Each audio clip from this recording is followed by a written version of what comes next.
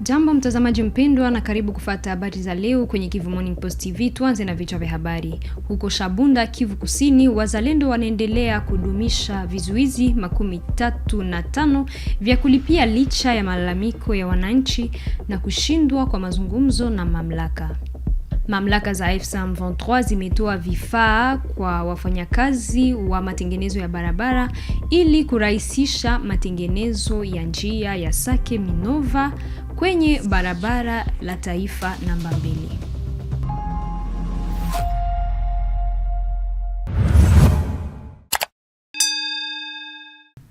Hujambo. Huko Shabunda, Kivu Kusini, wazalendo wanaendelea kudumisha vizuizi 35 vya kulipisha licha ya malalamiko ya wananchi. Gharama ya kupita kiasi ya pesa 2,000 kwa mtu, 5,000 kwa ngombe na 2,000 kwa mbuzi. Mkutano kati ya mamlaka na wazalendo umeishia bila makubaliano. Fuatilia maoni ya naibu msimamizi wa wilaya ya Shabunda na mwakilishi wa wazalendo. Ya groupement ya Bamuguba Sud ili parle juu ya bitu mbili, juu ya mabariere na arrestation arbitraire. Tulipokutana na wa seigneur de guerre basema kuko 35 barriere, tukabasiplie bapunguze mabariere na bapunguze pia bei ya pesa nye banalipisha ku barriere. Mara moja walitoka nje, wakati banarudia banasema monsieur l'administrateur chez atuko encadré. Ndio mwa motivation mwa kidogo inatusaidia kai. Me tunakubali tu kitu kimoja na inaweza kuwa viwili. Tunasema hivi, kila barrière mu groupement ba Muguba Sud partout c'est 2,000 francs.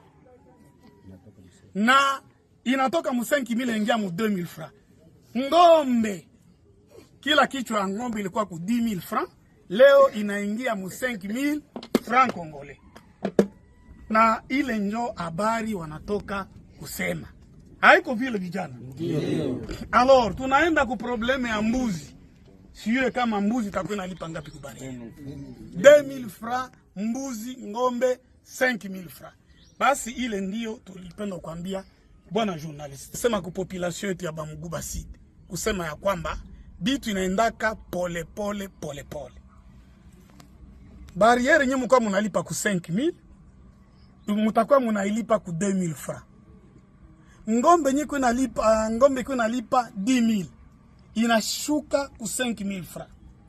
Mbuzi kunalipa 5,000 francs inashuka ku 2,000 francs congolais. Na hivi tunachunga malalamiko ya ba vijana wetu ifike gouvernement, na wakati batakuwa encadré mara moja na ile mabarieri itafanya nini, yote itaisha. Unanifuata? Ndio. Kwa upande wao wazalendo hawakubaki kimya bila kuonyesha lengo lao la kuweka vizuizo njiani. Kwanza wana journaliste kuanza kikao na kuimaliza kwa salama. Tulishinda mchana mzima na baba administrateur kufatana na malalamiko yenye population ilikuwa inapana.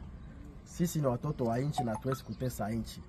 Na kama erige bule mabariere budogo ni juu ya encadrement ya haba vijana na kuepuka pia trakaseri. Sababu pale njo kwenye biko banatosha namna gani ya kupata sabuni, namna gani ya kupata chakula. Alors tunaona kama zile barriere ziko mu maaxe mbalimbali, zote haziko fasi moja. Donc ni mabariere zenye ziko mubasi de yote. Na kwa hiyo tunasema kama malalamiko ilikuwa mingi, kama bei ilikuwa mingi, barriere yote cette fois-ci inabakia mu 2,000 francs. Ngombe inabakia mu 5,000 francs, sawa vile baba administrateur anatoka kusema. Mbuzi nayo ni 2,000 francs. Mamlaka za M23 zimetoa kiasi kikubwa cha vifaa kwa wafanyakazi wa matengenezo ya barabara wanaohusika na njia ya Sake Minova kwenye barabara la taifa namba 2.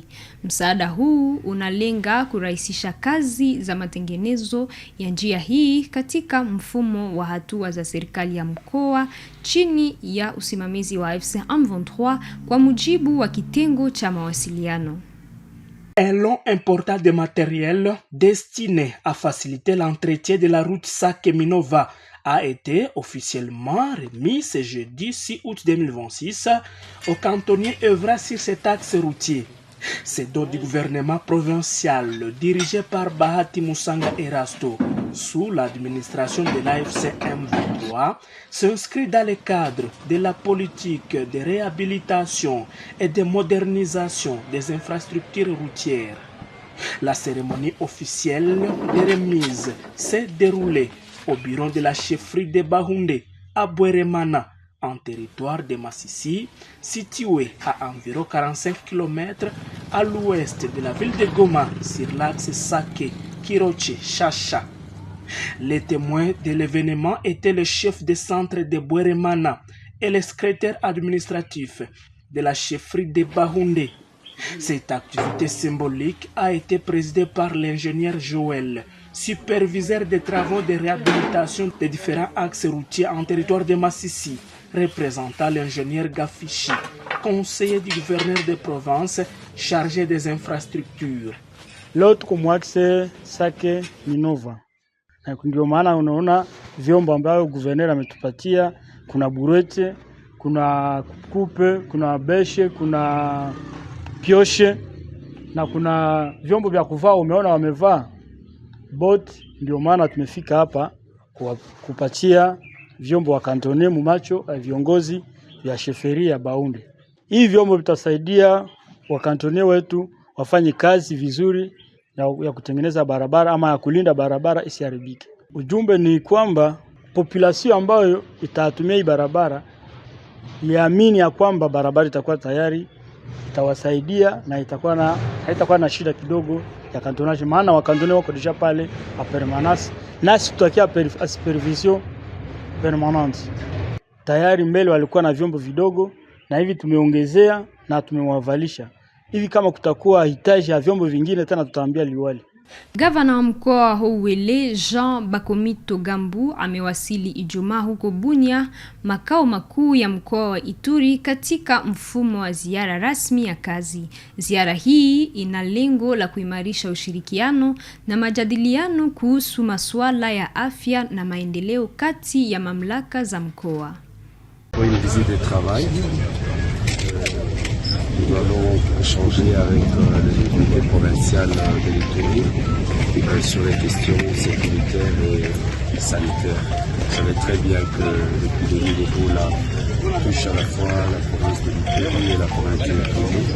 Et nous avons quelques questions sécuritaires sur lesquelles nous devons harmoniser les choses pour une bonne coordination, notamment entre Gavana wa jiji provinsi ya Kinshasa Daniel Bumba Lubaki ametoa uhakikisho kwa maoni ya taifa na kimataifa baada ya tahadhari ya ugonjwa wa Ebola ulioripotiwa katika eneo la Maluku.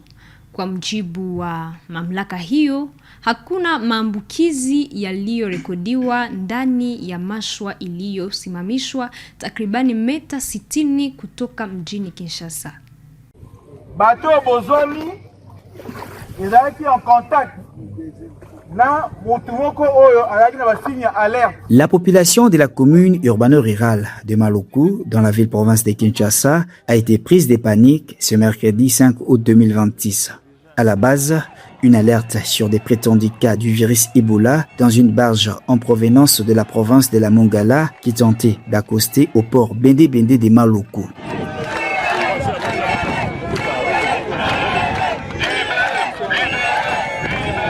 Saisi de cette nouvelle qui s'est répandue sur la toile comme une traînée de poudre, le gouverneur Daniel Bumba Lubaki s'est rendu personnellement sur les lieux pour s'enquérir de la situation.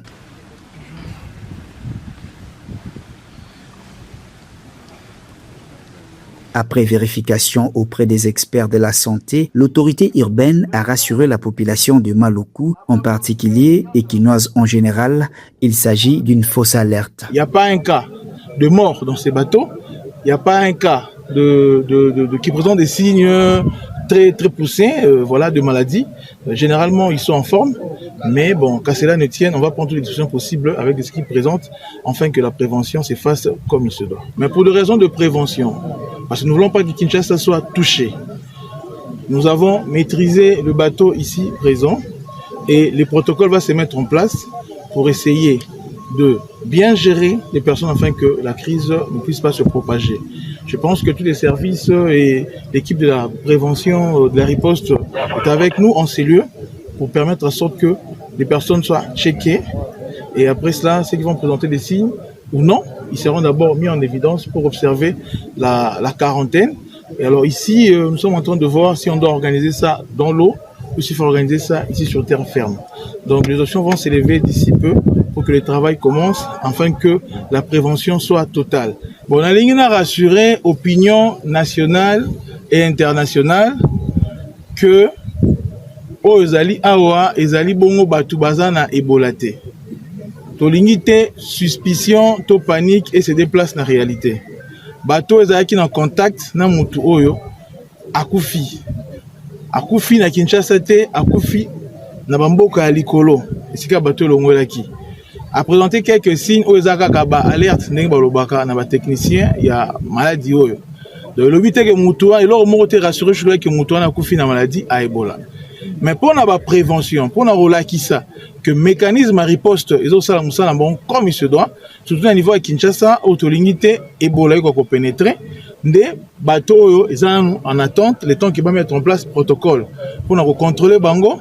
Pour na koya pe ko tcha bango en quarantaine na tina te tous à bongo rassurer que maladie virus Ebola et au côté na Kinshasa te. Il s'est dénoté que la task force de la lutte contre Ebola, chapeautée par le président de la République, Félix-Antoine Tshisekedi Tshilombo, a mis en branle des stratégies nécessaires pour empêcher l'entrée du virus à Kinshasa. Même attitude observée par les gouverneurs de la ville de Kinshasa, Daniel Bumbalobaki, qui s'est investi considérablement dans les mesures préventives pour barrer la route à la maladie à virus Ebola à Kinshasa.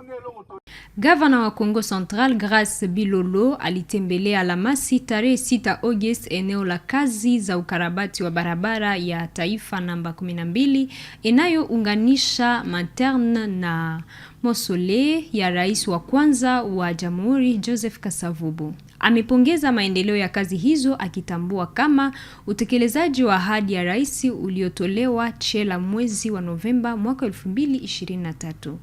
Aujourd'hui, c'est vraiment une journée de travail. J'ai décidé d'être sur le terrain et nous avons eu l'honneur de parcourir sur la RN12. Je suis très impressionné par la qualité d'abord du travail que la CGT est en train de faire avec ses partenaires. Et aussi, je profite de cette occasion pour dire merci à son Excellence, Monsieur le Président de la République, Félix-Antoine Tshisekedi Tshilombo. Hier, c'était une promesse de campagne et aujourd'hui, c'est une réalité. Donc je tiens vraiment à lui rendre les hommages mérités au nom de la population du Congo central et plus particulièrement du Kula Tchela pour ces grands projets qui est en train d'être réalisés. Naibu waziri wa mambo ya ndani Eugenie Tchela Kamba ameonya wahusika na machafuko yanayotokana na migororo ya kimila hasa huko Ngandanjika katika mkoa wa Lomami. Baada ya mkutano na naibu waziri wa masuala ya kimila Jean-Baptiste Ndeze Kuterebe amesitisha hatua zote mbadala zinazoweza kuongeza mvutano. Pia ametangaza ziara ijayo eneo husika ili kutathmini hali ya kupendekeza suluhisho la kudumu. Aucun conflit coutumier ne sera toléré au point de compromettre la sécurité des populations ou de freiner le rétablissement de l'autorité de l'État. Tel est le message ferme du gouvernement central relayé par la vice-ministre de l'Intérieur, Eugenie Tchela Kamba, lors d'une séance de travail tenue avec une délégation de la notabilité de Ngandajika. Aux côtés de son collègue, le vice-ministre des Affaires coutumières, la vice-ministre de l'Intérieur a examiné en profondeur la situation sécuritaire dans le territoire de Ngandajika, en province de Lomami. Au cœur des échanges, des conflits coutumiers nourris par des contestations de légitimité, des querelles de succession et des désaccords liés à l'installation de certains chefs coutumiers. Une crise qui a déjà provoqué des affrontements meurtriers dans les chefferies de Kalambayi, Benakaseki et Benakalamba. Nous sommes passés pour rencontrer leurs excellences parce qu'il y a un problème qui se passe chez nous dans le groupement de Benakaseki, secteur de Tiamba, territoire de Nganajika. Ainsi, pour éviter qu'il y ait des tensions inutiles, parce que nous n'avons pas besoin, nous nous sommes accompagnés de la notabilité de Nganajika pour rencontrer leurs excellences et nous avons bien partagé. La séance était une séance très intéressante. Face à cette situation, Eugénie Tshela-Kamba a lancé un avertissement ferme à tous les fauteurs de troubles. Elle a ordonné la suspension de toute initiative parallèle susceptible d'aggraver les tensions et a annoncé une mission imminente en Ngandajika afin d'évaluer la situation sur le terrain et d'engager des solutions durables. Mwisho wa habari za leo kwenye Kivu Morning Post TV. Tunakushukuru mtazamaji mpendwa kwa kutufuata mwanzo hadi mwisho. Tukutane siku ijayo. Kwaheri.